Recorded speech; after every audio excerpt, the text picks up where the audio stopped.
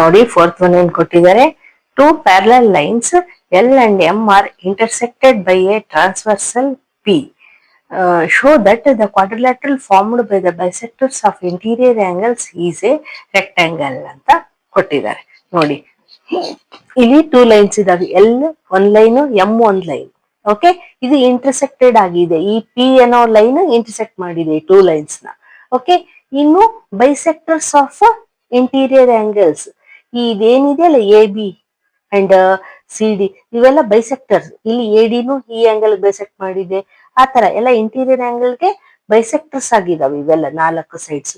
ಇವೆಲ್ಲ ಸೇರಿ ಒಂದು ರೆಕ್ಟಾಂಗಲ್ ಆಗಿದೆ ಅಂತ ಶೋ ಮಾಡಿ ಅಂತ ಹೇಳಿದ್ದಾರೆ. ಓಕೆ, ನೋಡೋಣ ಯಾವ ರೀತಿ ಮಾಡ್ಬೇಕು ಅಂತ. ಫಸ್ಟ್ ಏನೇನ್ ಗಿವನ್ ಇದಾವೆ ಬರ್ಕೊಳ್ಳೋಣ. ನೋಡಿ, ಪಿ ಎಸ್, ಈ P S line Q R ಗೆ ಪ್ಯಾರಲಲ್ ಇದೆ ಅಲ್ವಾ, ಟೂ ಪ್ಯಾರಲಲ್ ಲೈನ್ಸ್ ಅಂತ ಕೊಟ್ಟಿದ್ದಾರೆ. So P S is parallel to Q R ಅಲ್ವಾ. ಇನ್ನು ಈ ಪಿ ಲೈನ್ ಏನಿದೆಯಲ್ಲ ಇದು ಇಂಟರ್ಸೆಕ್ಟೆಡ್ ಆಗಿದೆ. ಸೊ ನಾವೇನ್ ಹೇಳ್ಬೋದು, transversal P intersects them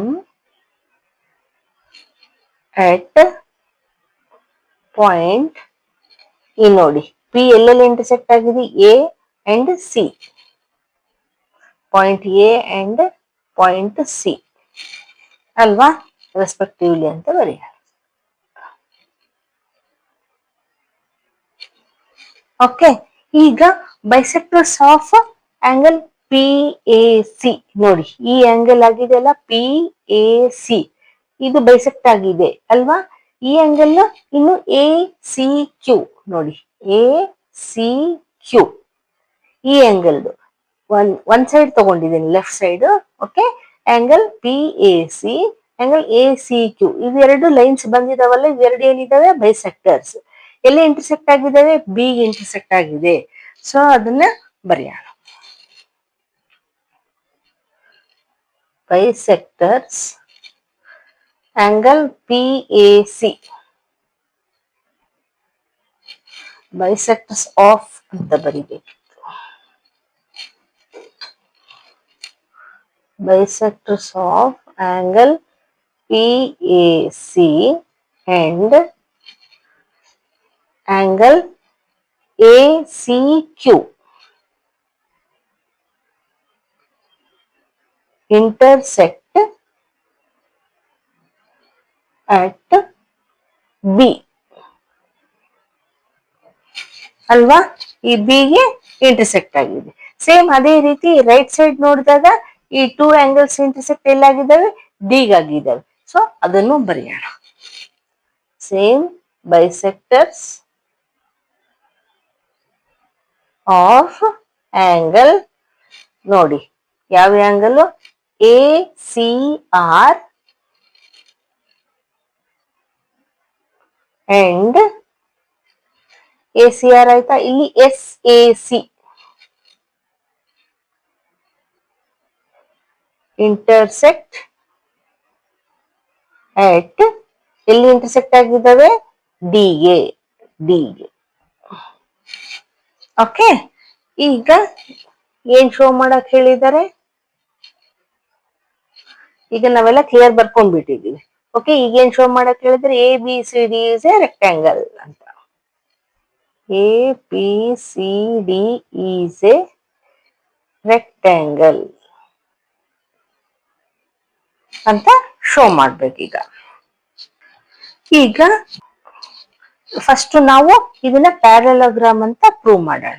A B C D is a parallelogram ಅಂತ ಪ್ರೂವ್ ಮಾಡೋಣ. ಆಮೇಲೆ ನಾವು ರೆಕ್ಟಾಂಗಲ್ ಅಂತ ಪ್ರೂವ್ ಮಾಡ್ಬೋದು. ಓಕೆ, ಈಗ ನೋಡಿ angle A P A C ಏನಿದೆಯಲ್ಲ, ಇದು ನೋಡಿ ಈ angle full is equals to angle A C R ಆಗುತ್ತಲ್ವಾ ಈ ಆಂಗಲ್ಗೆ. ಯಾಕೆ ನೋಡಿ, alternate interior angles, two parallel lines ಅಂತ ಅವರೇ ಕೊಟ್ಟಿದ್ದಾರೆ. ಸೊ ಝೆಡ್ ಆಗ್ತಾ ಇದೆ ಅಲ್ವಾ. ಸೊ ಈ ಆಂಗಲ್ ಈಕ್ವಲ್ ಇದೆ ಅಲ್ವಾ. ಟೂ ಪ್ಯಾರಲಲ್ ಲೈನ್ಸ್ ಗೆ ಈ ಪಿ ಲೈನ್ ಇಂಟರ್ಸೆಕ್ಟ್ ಆಗಿದೆ. ಸೊ ಇಲ್ಲಿ two lines, two angles equal ಇದೆ. ಸೊ ಅದನ್ನೇ ಬರೆಯೋಣ. Angle P A C is equals to angle A C R. Reason alternate interior angles.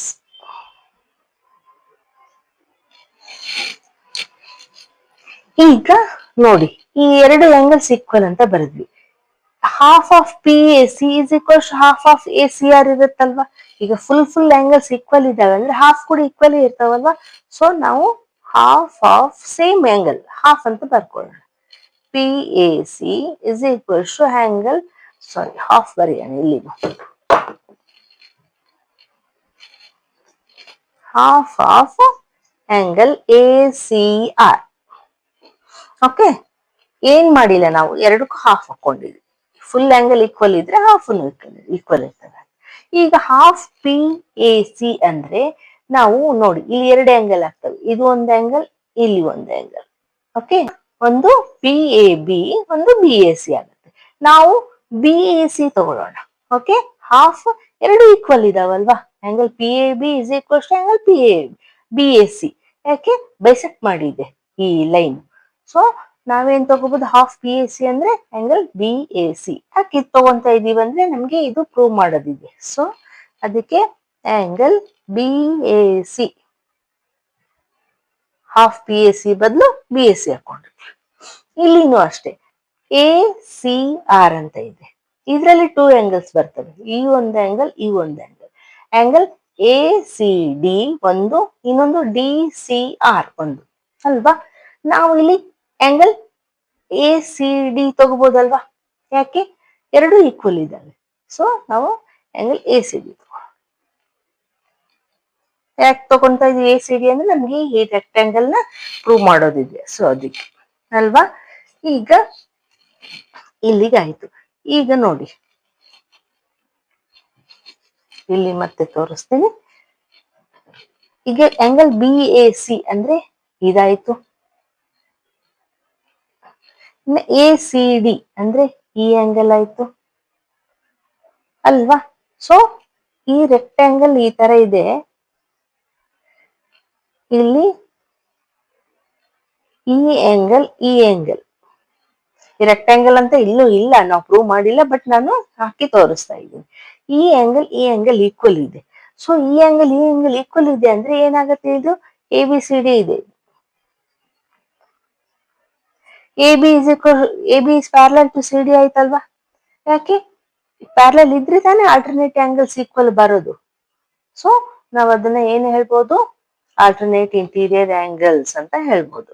So ಅದನ್ನ ಬರಿಬೇಕು. ಅದನ್ನ ಆಲ್ಟರ್ನೇಟ್ ಇಂಟೀರಿಯರ್ ಆಂಗಲ್ಸ್ ಬರ್ತು A B is parallel to C D ಅಂತ ಬರೆಯೋಣ. ನೋಡಿ,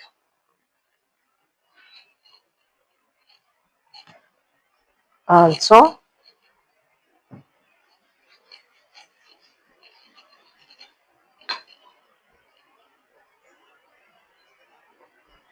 they are alternate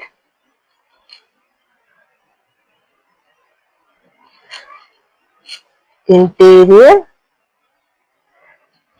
angles formed by the transversal AC. ನೋಡಿ, ಈ angle equal ಇದೆ ಅಂದ್ರೆ ಈ ಟೂ ಲೈನ್ಸ್ ನಾವು ಪ್ಯಾರಲ್ ಅಂತ ಹೇಳ್ತಾ ಇದ್ವಿ. ಇದ್ರಲ್ಲಿ ಟ್ರಾನ್ಸ್ವರ್ಸಲ್ ಯಾವ್ದಾಯ್ತು, ಎ ಸಿ ಆಯ್ತಲ್ವಾ. So interior angles formed by transversal A C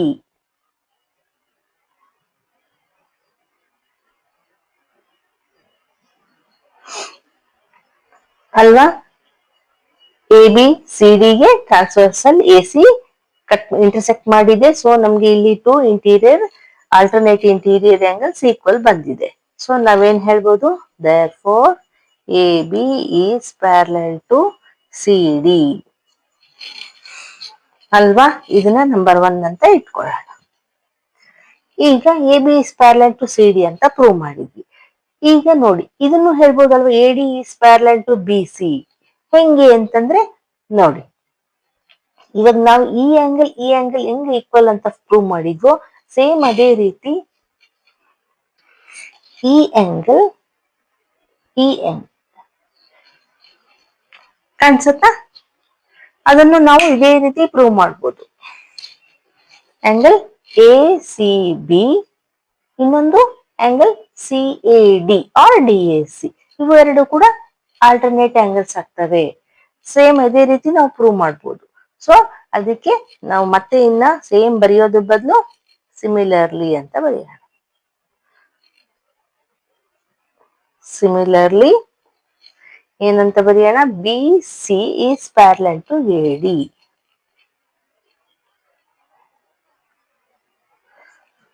reason ಬರೆಯೋಣ. ಕನ್ಸಿಡರಿಂಗ್ ಯಾವ ಆಂಗಲ್? ಇಲ್ಲ, angle A C B and angle CAD.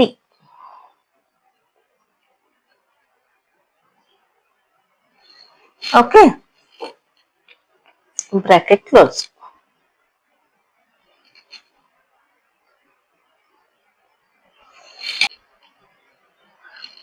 ಇದನ್ನ ನಂಬರ್ 2 ಅಂತ ಇಡೋಣ. ನೋಡಿ, ಫ್ರಮ್ 1 and 2 ನೋಡಿ, AB is parallel to CD ಆಯ್ತು, AD is parallel to BC ಆಯ್ತು. ಅಂದ್ರೆ ಯಾವುದೇ ಕ್ವಾಡ್ರಿಲ್ಯಾಟರಲ್ ಅಲ್ಲಿ two opposite sides, two pairs of opposite sides parallel ಇದ್ರೆ ನಾವೇನಂತ ಹೇಳ್ಬೋದು? ಅದನ್ನ ಪ್ಯಾರಲೋಗ್ರಾಮ್ ಅಂತ ಹೇಳ್ಬೋದು. ಸೊ ಅದನ್ನೇ ಬರೆಯೋಣ. From 1 and 2 A B C D is parallelogram. Parallelogram ಅಂತ ಶೋ ಮಾಡಿದ್ವಿ, ಇನ್ನು ರೆಕ್ಟಾಂಗಲ್ ಅಂತ ತೋರಿಸಿಲ್ಲ, ಓನ್ಲಿ ಪ್ಯಾರಲೋಗ್ರಾಮ್ ಆಗಿದೆ. ಈಗ ನೋಡಿ, ಆಂಗಲ್ ಪಿ ಎ ಸಿ ಹಂಗಾರು ತಗೋಬಹುದು, ಇಲ್ಲಿ ಕೆಳಗಿಂದ ಆದ್ರೂ ತಗೋಬಹುದು, ನಾನು ಮೇಲೆ ತಗೊಂತಾ ಇದ್ದೀನಿ. ನೋಡಿ, ಆಂಗಲ್ ಪಿ ಎ ಸಿ, ಅದೇ ರೀತಿ ಆಂಗಲ್ ಎಸ್ ಎ ಸಿ ಏನಾಗತ್ತೆ ನೋಡಿ, ಈ ರೀತಿ ಇದೆ, ಇದು ಟ್ರಾನ್ಸ್ವರ್ಸಲ್ ಹೋಗಿದೆ, ಇಲ್ಲಿ ಪಿ ಇದೆ, ಇಲ್ಲಿ ಎ ಇದೆ, ಇಲ್ಲಿ ಸಿ ಇದೆ, ಎಸ್ ಇದೆ. Angle P A C plus angle S A C ಏನಾಗತ್ತೆ? ಲೀನಿಯರ್ ಪೇರ್ ಆಗತ್ತಲ್ವಾ? ಅದು ಸಮ್ ಆಫ್ ಟೂ ಆಂಗಲ್ಸ್ ಎಷ್ಟಿರುತ್ತೆ? 180 ಇರುತ್ತೆ. ಸೊ ಅದನ್ನೇ ಬರೆಯೋಣ.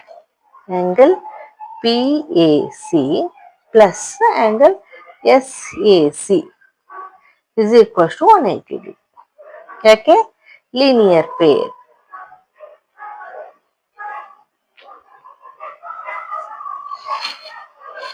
ಆಯ್ತಾ? ಲೀನಿಯರ್ ಪೇರ್ ಅಂತ ಬರ್ಕೊಂಡ್ವಿ.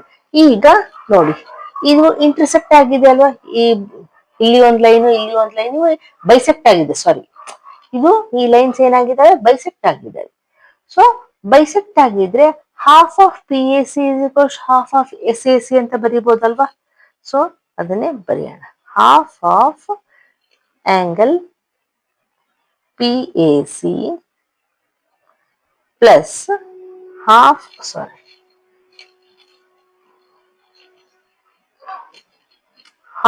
Of angle S A C is equals to half of ಯಾಕೆ ಹಾಕೊಂಡಿವಿ ಅಂತಂದ್ರೆ ಹೇಳ್ತೀವಿ.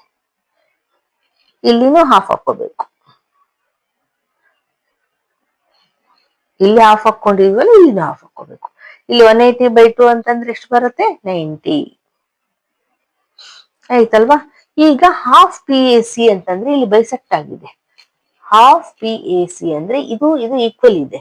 ನಾವು ಆಂಗಲ್ ಪಿ ಎ ಬಿ ಆದ್ರೂ ತಗೋಬಹುದು, ಇಲ್ಲಿ ಆಂಗಲ್ ಬಿ ಎ ಸಿ ಆದ್ರೂ ತಗೋಬಹುದು. ನಾವು ಆಂಗಲ್ ಬಿ ಎ ಸಿ ತಗೊಳ್ತೀವಿ. ಯಾಕೆ? ನಮ್ಗೆ ಇದು ಕ್ವಾಡ್ರಿಲ್ಯಾಟರಲ್ ಪ್ಯಾರಲೋಗ್ರಾಮ್ ಅಂತ ಪ್ರೂವ್ ಮಾಡಿದ್ವಿ, ಈಗ ನಾವು ಅದನ್ನ ರೆಕ್ಟಾಂಗಲ್ ಅಂತ ಪ್ರೂವ್ ಮಾಡ್ಬೇಕು. ಸೊ ಅದನ್ನೇ ತಗೊಳ್ತೀವಿ. Angle B A C, half P A C ನ ನಾನು ಬಿ ಎ ಸಿ ಅಂತ ತಗೊಂಡಿದ್ದೀನಿ. ಅದೇ ರೀತಿ S A C, half S A C ನ ನಾವು S A D plus D A C ಎರಡು ಸೇರಿ ಎಸ್ ಎ ಸಿ ಆಗಿದೆ. ಸೊ ಎರಡು ಈಕ್ವಲ್ ಇರೋದ್ ಕಾರಣ ನಾನು ಆಂಗಲ್ ಸಿ ಎ ಡಿ ತಗೊಳ್ತೀನಿ. Okay, plus angle C A D is equals to 90 degree ಬಂತು.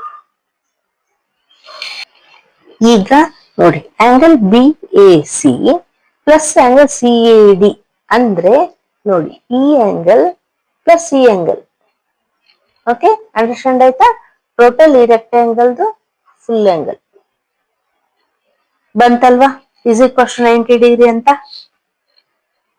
B A C plus C A D ಅಂದ್ರೆ ಒನ್ ಆಂಗಲ್ ನಮ್ಗೆ 90 ಡಿಗ್ರಿ ಅಂತ ಬಂತು. ಸೊ ನಾವೇನಂತ ಬರೀಬಹುದು, ಆಂಗಲ್ ಬಿ ಎ ಡಿ ಅಂತ ಟೋಟಲ್ ಬರೀಬಹುದು. ಇಲ್ಲೇ ಬರಿತೀನಿ ಬೇಕಾದ್ರೆ ನೋಡಿ. Therefore angle B A D is equals to 90 degree.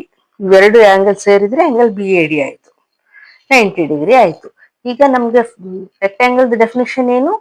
One angle 90 degree ಇದ್ರೇನು ಅದನ್ನ ನಾವು ರೆಕ್ಟ್ಯಾಂಗಲ್ ಅಂತ ಕರೀತಾರೆ. ಸೊ ಅದನ್ನ ಬರಿಬಹುದು ನಾವು. ಇಲ್ಲಿ ಬರೆಯೋಣ. Therefore A B C D is a parallelogram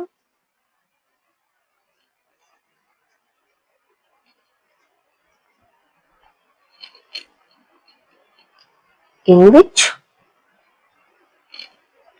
one angle is 90 degree. One angle 90 degree ಇದ್ರೆ ಯಾವುದೇ ಪ್ಯಾರಲೆಲೋಗ್ರಾಮ್ ಅಲ್ಲಿ ನಾವು ಅದನ್ನ ರೆಕ್ಟ್ಯಾಂಗಲ್ ಅಂತ ಕರಿತೀವಿ. Therefore A B C D is a rectangle.